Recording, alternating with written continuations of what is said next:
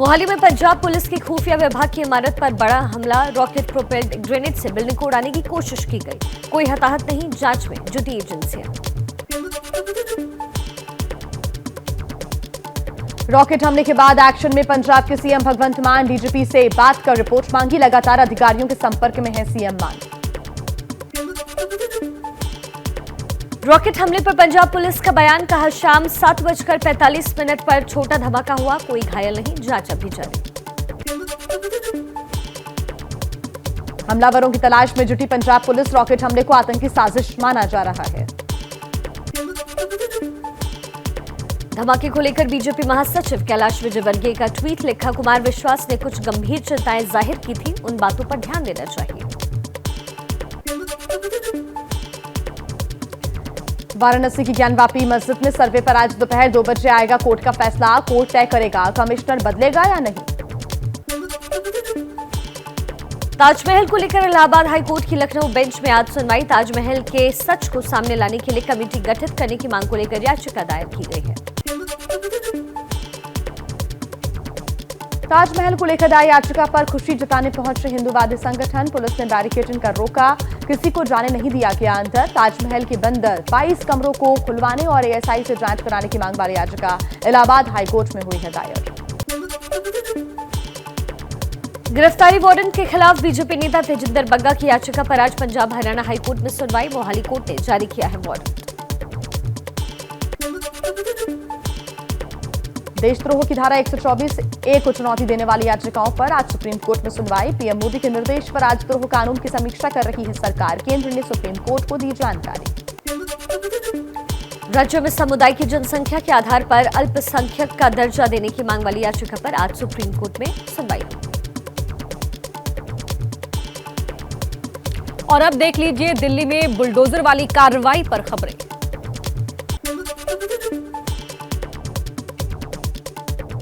दिल्ली अतिक्रमण के खिलाफ आज भी जारी रहेगी एमसीडी की कार्रवाई। न्यू फ्रेंड्स कॉलोनी समेत कई इलाकों के खिलाफ चलेगा बुलडोजर।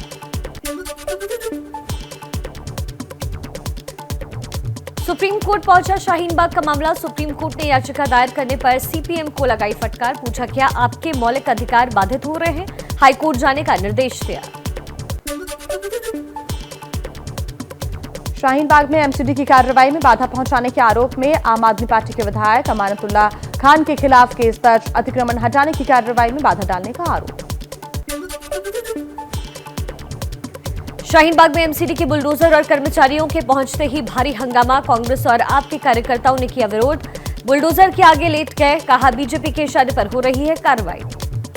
बुलडोजर की राजनीति ने देश की अर्थव्यवस्था पर बुलडोजर चला दिया है। देश के रुपये पर अपनी तोड़ने वाली सोच के चलते भाजपा ने बुलडोजर चला दिया है।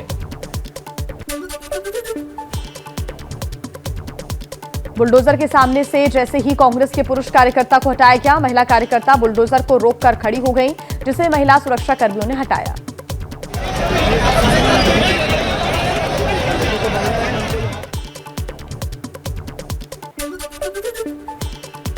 आप विधायक अमानतुल्लाह का बीजेपी पर निशाना, कहा एमसीडी को शाहीन बाग में अतिक्रमण नहीं मिला, उन्हें खाली हाथ लौटना पड़ा।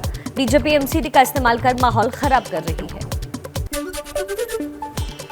शाहीन बाग से बुलडोजर वापस लौटने पर बीजेपी नेता कपिल मिश्रा का विवादित बयान। शाहीन बाग जहांगीरपुरी और सीमापुरी को बताया मिनी पाकिस्तान।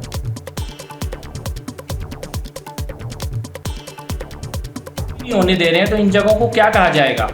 ये तो छोटे छोटे मिनी पाकिस्तान जगह जगह बनते जा रहे हैं, दिल्ली में और देश में भी कई जगह पर। शाहीन बाग में बुलडोजर की कार्रवाई से पहले ही लोगों ने एक इमारत पर लगे लोहे के स्ट्रक्चर को गिराया। स्ट्रक्चर गिरने के बाद बुलडोजर वापस लौटा। दक्षिणी दिल्ली नगर निगम के मेयर ने शाहीन बाग में लोगों के खुद अतिक्रमण हटाने की तारीफ की, कहा लेकिन कानून से खिलवाड़ करने वालों को डर दिखाना जरूरी। डर डिपार्टमेंट का जो गलत काम करते हैं उनको जरूरी होता है। हम एमसीडी की इस पहल का स्वागत करते हैं, धन्यवाद करते हैं और दिल्ली जी की जनता को भी साधुवाद देते हैं। शाहीन बाग के लोगों की समझदारी की भी बधाई देते हैं कि उन्होंने खुद ही पिछले 15 दिन में लगभग 50% अतिक्रमण खुद हटाने का काम किया और बुलडोजर चलाने की जरूरत पड़ी तो आगे हम चलाएंगे। दिल्ली में लोकसभा स्पीकर ओम बिरला से मिली निर्दलीय सांसद नवनीत राणा। मुलाकात के बाद मीडिया से बोली, मैंने अपनी गिरफ्तारी की पूरी जानकारी दे दी है। वो तरीके से मेरे साथ व्यवहार हुआ, वो हर चीज़ डिटेल्ड में मैंने बिरला साहब को बताई और उन्होंने बहुत दुख व्यक्त किया है कि ऐसी घटना कोई भी मेरे साथ में कभी ना हो, और स्पेशली महिलाओं के साथ ऐसा होना ये कोई अच्छी बात नहीं है।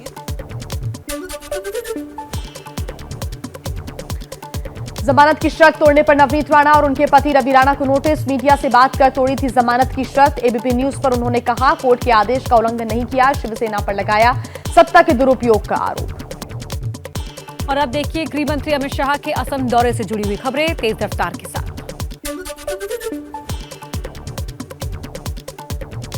गृह मंत्री अमित शाह के 2 दिवसीय असम दौरे का आज है आखिरी दिन। राज्य सरकार के 1 साल पूरा होने पर आयोजित कार्यक्रम में शामिल होंगे। असम के तमूलपुर में बीएसएफ की पोस्ट पर पहुंचे गृह मंत्री अमित शाह। जवानों से किया संवाद। कैंप में सेंट्रल वर्कशॉप और स्टोर के लिए भूमि पूजन किया।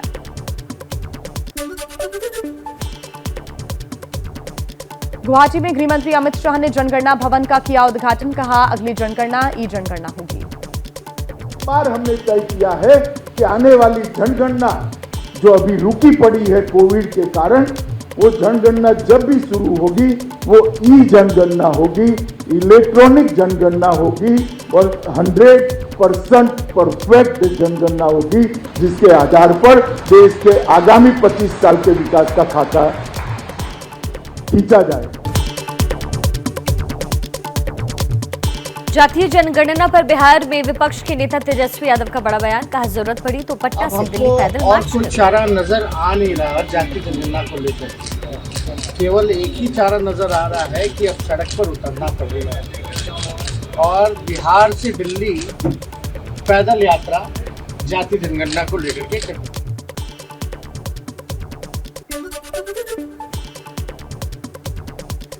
हरियाणा के अंबाला में बीजेपी अध्यक्ष जेपी नड्डा ने अटल कैंसर केयर सेंटर का उद्घाटन किया। सीएम मनोहर लाल खट्टर भी रहे मौजूद।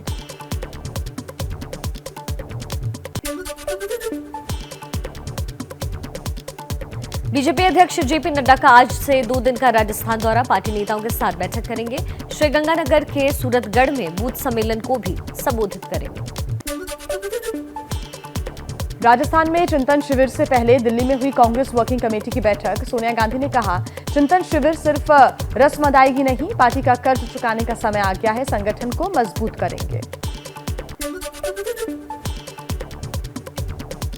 बयानबाजी करने वाले कांग्रेसी नेताओं को सोनिया गांधी की चेतावनी। कहा, पार्टी फोरम में आलोचना हो लेकिन किसी का मनोबल ना गिरे।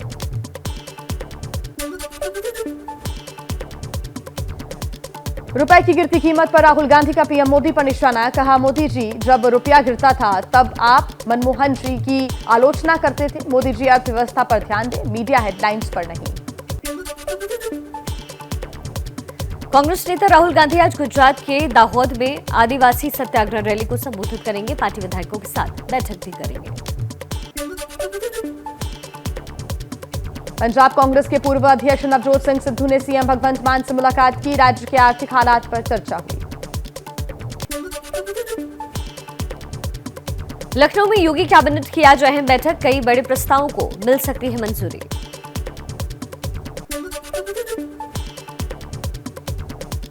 राज ठाकरे के बाद सीएम उद्धव ठाकरे को मिली अयोध्या में चुनौती। हनुमानगढ़ी के महंत राजूदास ने उद्धव को नहीं घुसने देने की धमकी दी। मुझको लगता है कि अयोध्या का साधु संत इनका पुरजोर विरोध करेगा और हमको जिस स्तर तक विरोध करना होगा उस स्तर तक इनका विरोध करेंगे और अयोध्या नहीं घुसने देंगे।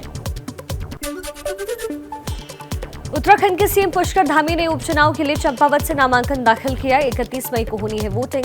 हाल ही में हुए विधानसभा चुनाव में हारे धामी ने कहा, चंपावत को आगे ले जाएंगे और भारत के मानचित्र में इसका नाम आए, हर तरीके से इस क्षेत्र का विकास हो, उसके लिए जो सर्वस्व होगा वो सर्वस्व लगाने का काम करूँगा। मैं तैयार हूँ इस देवतुल्य जनता की, चंपावत क्षेत्र की देवतुल्य जनता की सेवा करने के लिए।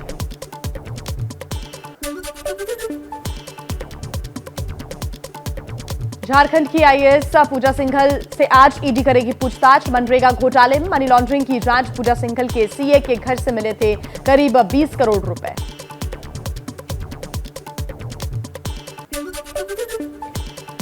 बीपीएससी पेपर लीक पर सीएम नीतीश ने एक्शन की बात कही। बोले मामले की जांच हो रही है, गड़बड़ करने वालों पर सख्त कार्रवाई की जाएगी।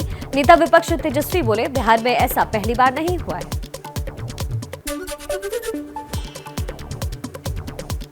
अशोक गहलोत की मंत्री महेश जोशी के बेटे पर रेप के आरोप की जांच दिल्ली पुलिस करेगी। पीड़िता ने दिल्ली के सदर बाजार थाने में दर्ज कराई है एफआईआर।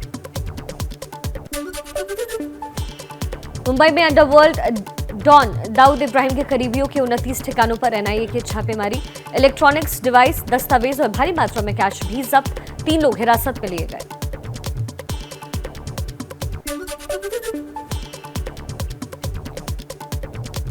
महाराष्ट्र सरकार के मंत्री नवाब मलिक की मुश्किलें बढ़ सकती हैं। सूत्रों के अनुसार एनआईए को कुछ संदिग्ध लेन देन मिला। सोहेल खंडवानी और नवाब मलिक के बीच हुए कुछ ट्रांजैक्शन की भी जांच है जारी।